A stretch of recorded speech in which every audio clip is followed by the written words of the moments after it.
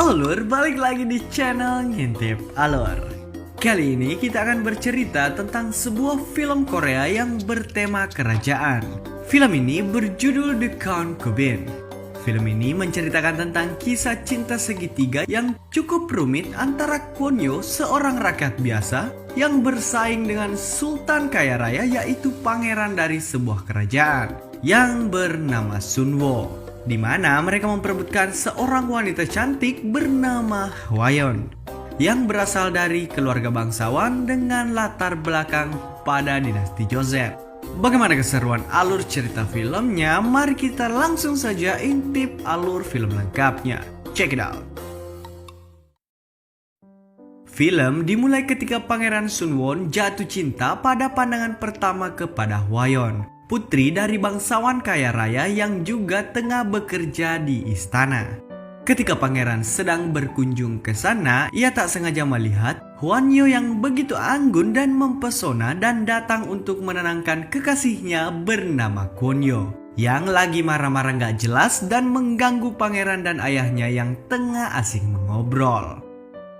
Melihat hal itu, sang pangeran pun hanya memandanginya dari jendela dengan penuh kekaguman, tanpa tahu ternyata mereka berdua ini berpacaran.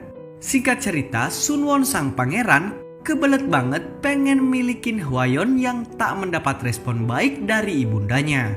Ibunya ini kita sebut saja Ibu Suri.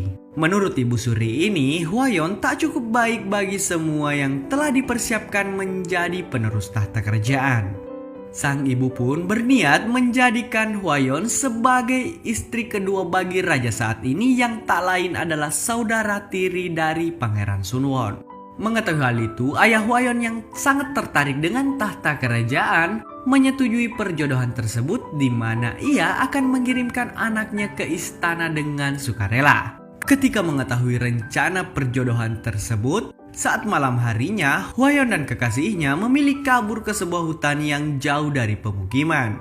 Mereka pun menginap di sebuah pondok tua tanpa ada satu orang pun yang mengganggu mereka. Karena merasa agak kedinginan, akhirnya mereka pun saling cipok yang berujung dengan mantap-mantap.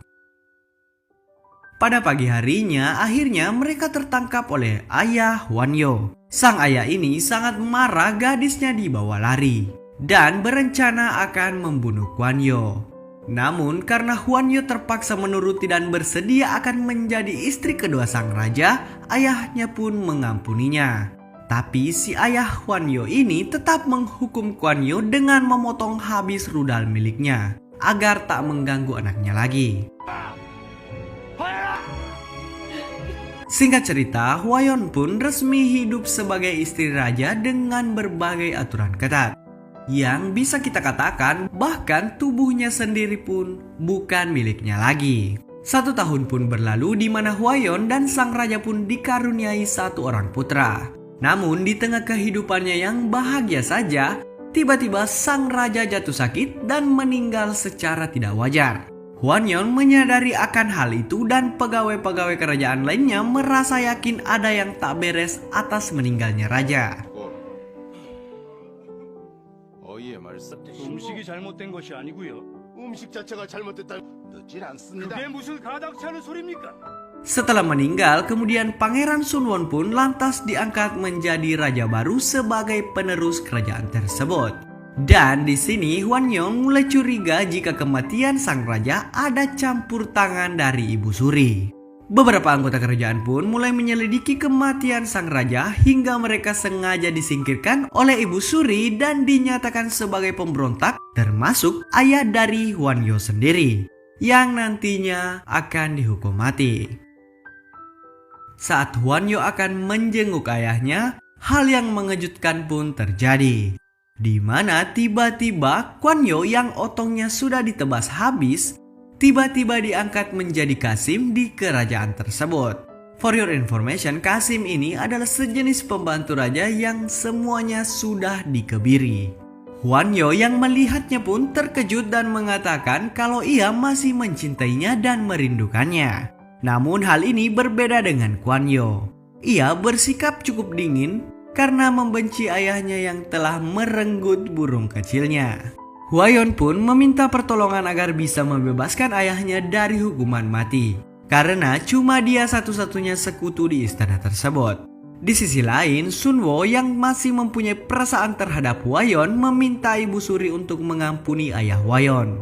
Ia akan melakukan apa saja asal bisa membebaskannya dari hukuman mati. Namun permintaan sang raja ini pun ditolak mentah-mentah oleh Ibu Suri.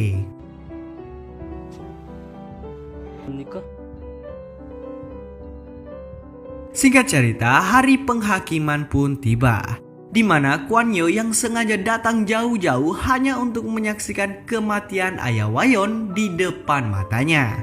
Ia merasa sangat puas dan dendamnya telah terobati atas apa yang dilakukan ayah Huan Yu kepadanya dahulu. Huan Yu pun hanya bisa menangis histeris mengetahui kabar tersebut, hingga sang raja yang merasa iba pun memaksa datang hanya untuk melihat keadaan wanita pujaannya. Terlihat di sini, sang raja merasa sangat bersalah dan menyesal tidak bisa berbuat apa-apa. Setelah beberapa hari berikutnya, sang raja mengunjungi Huayon untuk melihat keadaannya yang sedang tidak enak badan. Terlihat di sini Huayon berusaha menghindari sang raja dikarenakan kecewa karena tidak bisa menolong ayahnya. Sang raja yang tak terima pun mencoba menjelaskan semuanya.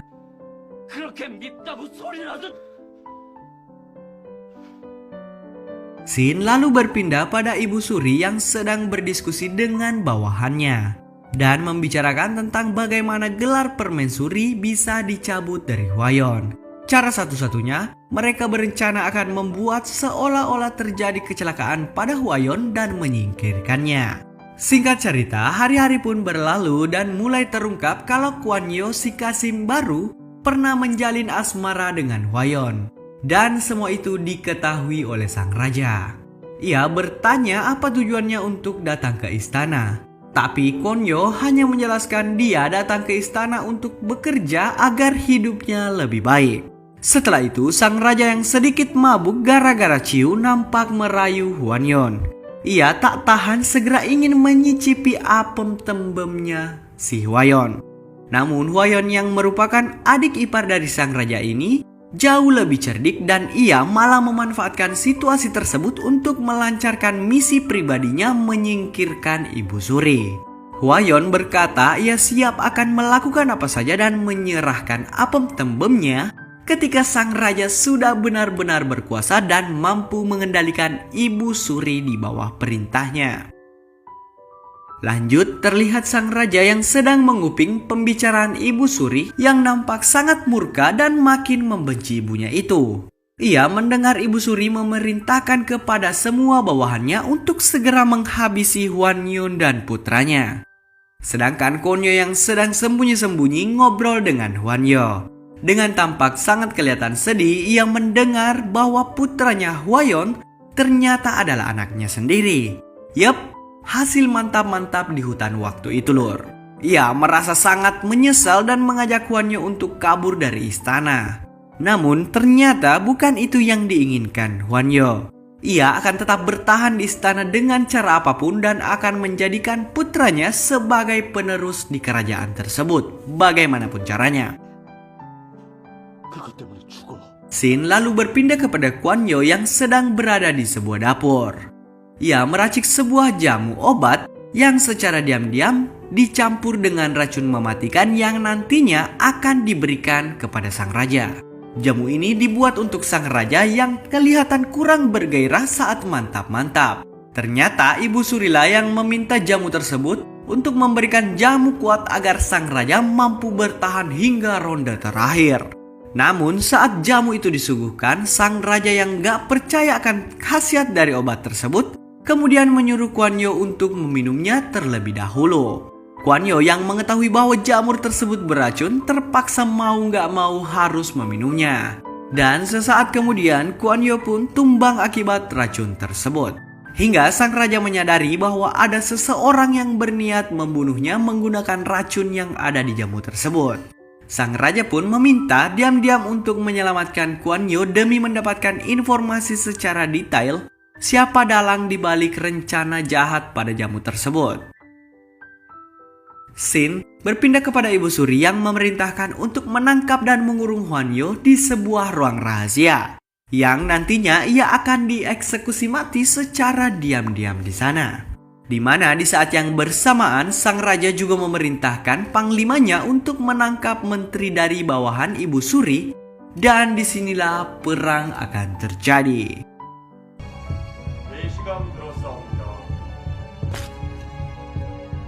Tak lama kemudian Ibu Suri pun datang mendatangi putranya untuk meminta penjelasan kenapa menterinya akan ditangkap. Terlihat di sini sang raja yang sangat murka meyakini bahwa Ibu Suri akan menghabisinya dan meminta penjelasan apa alasan di balik ini semua. Ibu Suri yang semakin bingung pun mengatakan bahwa pasti ada dalang di balik ini semua yang sengaja mengadu domba mereka. Namun sang raja yang sudah terlanjur emosi pun tetap dengan pendiriannya. Bahkan ia baru saja mengetahui kematian dari raja sebelumnya yang tak lain adalah saudara tirinya itu adalah karena ulah dari Ibu Suri. Ternyata sang raja terdahulu diracun perlahan setiap hari. Dan saat ini Raja Sunwon gak menyangka dan semakin sangat terpukul kepada ibunya kenapa sampai berbuat sejauh ini. Di sisi lain, pasukan Ibu Suri yang sudah berada di tempat di mana Hwanyo ditahan, mereka bersiap akan mengeksekusinya. Namun tiba-tiba pasukan dari sang raja datang untuk menyelamatkan Hwanyo dan menghabisi semua pasukan Ibu Suri. Kemudian bawahan tangan kanan Ibu Suri pun dibawa ke hadapan sang raja untuk diserahkan bersama dengan Hwanyo yang sedang sekarat akibat racun itu. Dia juga didatangkan untuk memberitahukan yang sebenarnya siapa dalang di balik racun jamu tersebut. Hwanyo yang nampak memandang Hwayon kelihatan sangat sedih. Akhirnya ia pun mengakui semuanya bahwa itu adalah perintah dari Ibu Suri. Mengetahui hal itu, sang raja pun lepas kendali hingga tak sadar mencoba akan menghabisi Ibu Suri. Kepala Qasim yang melihatnya pun mencoba mencegahnya dan menyadarkannya agar tidak melakukan hal itu. Selanjutnya, sang raja yang sudah sangat marah pun memerintahkan untuk menghabisi semua orang-orangnya Ibu Suri dan mengurung Ibu Suri di sebuah tempat rahasia untuk selama-lamanya. Setelah kejadian itu, Hwayon pun mengucapkan terima kasih kepada Hwanyo karena telah membantunya. Hwanyo yang kelihatan sekarat pun berpesan agar Hwanyo menjaga anak dari buah cinta mereka. Namun tanpa kita duga-duga bersama, Hwayon ternyata mengatakan hal yang sangat mengejutkan. Ternyata putranya tersebut bukanlah anak dari Hwanyo. Jadi Hwanyo ini mati sia-sia dan hanya diperalat oleh Hwanyo. Yap, benar sekali. Hwanyo ternyata memanfaatkan Hwanyo untuk melancarkan aksinya memecah belah kerajaan. Hwanyo sekaligus juga merasa bahagia melihat Hwanyo yang sedang sekarat karena rasa dendam atas kematian ayahnya. Dan tibalah saat yang ditunggu-tunggu, di mana sang raja akan menagih janji Hwayon bahwa ia akan memiliki apem tembe milik Hwanyo saat raja benar-benar berkuasa. Sang raja pun mendatangi Hwanyo dan langsung melumat apem tembe milik Hwayon. Ketika sang raja merasakan kenikmatan yang luar biasa dan nampak lengah, tampak Hwayon pun menghabisinya dengan menusukkan sebuah tusuk konde di lehernya. Dan sang raja pun akhirnya meninggal dunia. Dan di sisi lain Ibu Suri juga dieksekusi mati oleh anak buah Hwayon. Ternyata Hwayon berhasil mengadu domba dan merebut kerajaan dari dinasti raja sebelumnya. Dan film pun selesai. Oke lur, itulah tadi alur cerita film dari The Concubine yang dirilis tahun 2012. Semoga kalian suka. Jangan lupa like dan share video ini. Kalian juga bisa request film-film favorit kalian untuk di storyin di kolom komentar di bawah. See you on the next video. Peace out.